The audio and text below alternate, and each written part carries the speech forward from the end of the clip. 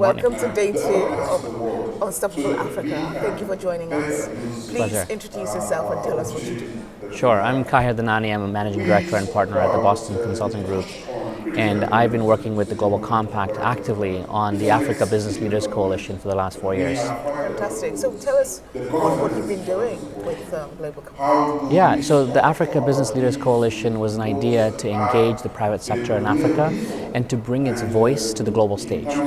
We find that companies in Africa were speaking amongst themselves and sometimes not even speaking, right, within their own countries, but not as a continent. So we wanted to bring that unified voice of private sector in Africa to the global stage, to the COPs, to the UNGA, to the G20, and so that's the objective of the coalition. Fantastic. So what kind of results have you seen from bringing that group together? So we started in 2022 at COP27 in Sharm el-Sheikh, the African COP, and 56 CEOs made a commitment to invest in renewable energy, to invest in just transition, to invest in mitigation.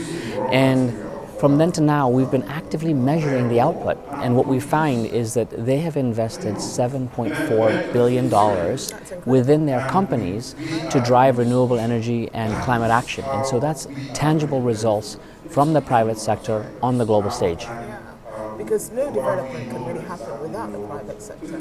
Exactly. Right. We were in a meeting yesterday, and James Mwangi, the CEO of Equity Group, said, when we talk about GDP, we're talking about gross domestic product. Who produces the product?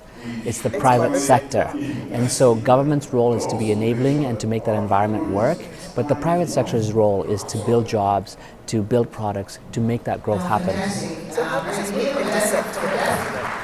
Because, like you say, they create the enabling environments, the policies that help to drive GDP. So how does the group intersect with enabling, helping them to make the policies that will empower the private sector? I think it happens at multiple levels. So it happens within country, because the coalition brings CEOs together and brings that voice together. They can go. So we're not talking about my issue as a company, we're talking about the issue of the private sector.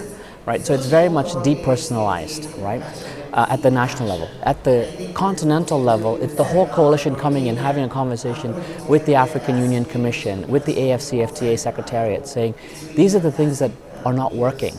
This is where we need investment. One of the big things in our discussion yesterday was that we need infrastructure.